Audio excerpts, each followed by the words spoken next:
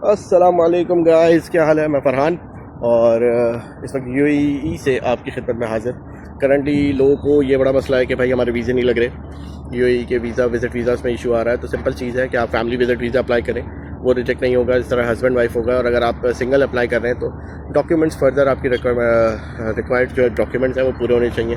आप अच्छा bank statement show करें, रिटर्न टिकट शो करें और कोशिश करें कि आप जिस पर्पज़ के लिए आ रहे हैं, विज़िट के लिए आ रहे हैं, तो विज़िट ही करें। क्योंकि कुछ मिसकमिटमेंट्स की वजह से, ओवर स्टे की वजह से अब ये थोड़े रूल्स रेगुलेशन स्ट्रिक्ट है।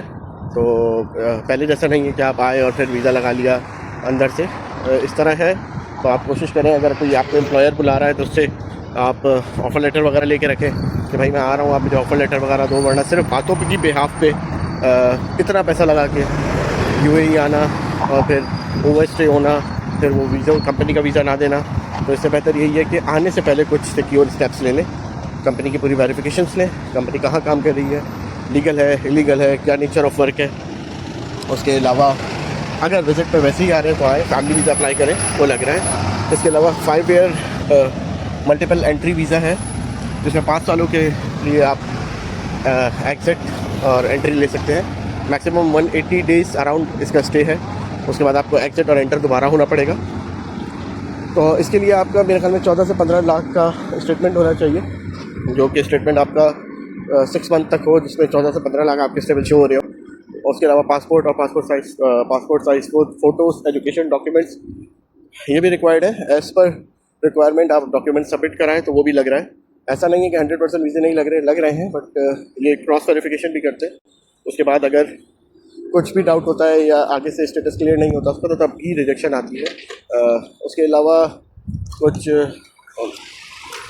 आप लोगों को पता है कि प्रीवियस अगर कह लें पाकिस्तानी, जो ज़्यादातर तो खैर सब करते हैं, मगर पाकिस्तानी जो है वो मिसकमिटमेंट, गलत चीज़ों में इन्वॉल्व होना, तो उसके भी नंबर ऑफ़ केसेस बढ़ रहे थे। तो जिसकी वजह से उन्होंने वक्ती, हो सकता है आई बिलीव कि कंट्रोल करने के लिए किया है। तो कोशिश करें भाई, अगर आप यहाँ पे हैं तो किसी भी किस्म की गैर ज़रूरी एक्टिविटी पे इन्वॉल्व ना हो और अपनी एक्टिविटी सही रखें, ख्याल रखें, जो काम कर रहे हैं उसी में रहें और प्रॉपर रूल्स रेगुलेशन फॉलो करें। जिस तरह आपने अगर कहीं जॉब स्विच करनी है तो एटलीस्ट 6 मंथ आप एक जगह जॉब करें, जो यहाँ का लॉ है। आफ्टर 6 मंथ आप 1 मंथ का नोटिस पीरियड देकर जॉब स्विच कर सकते हैं। और उससे पहले अगर आपकी कोई भी इस तरह की चीज़ है, जिस तरह आप जॉब स्विच करना चाह रहे हैं, कोई भी ऐसी चीज़ है, तो आप काइंडली अपने एम्प्लॉयर को एतमाद में लें, उसको बताएं कि भाई ये है, मैं जिस तरह जॉब स्विच करनी है। अगर वो खुशनुबी से आपके साथ ये मामला हल करना चाहता है तो बिल्कुल उसको हल करें। इसके अलावा वक्तन ब वक्तन आप लोगों को अपडेट करता रहूँगा, मगर अभी करेंटली सिचुएशन ऐसी है कि रिजेक्शन रेशोज़ हैं, हो सकते हैं, बिल्कुल हो, मगर उसमें अब यह है कि इनकी काफ़ी चीज़ें चेंज हुई हैं। जिस तरह फैमिली वीज़ा, आप फैमिली वीज़ा ले सकते हैं, 5 ईयर मल्टीपल एंट्री वीज़ा ले सकते हैं।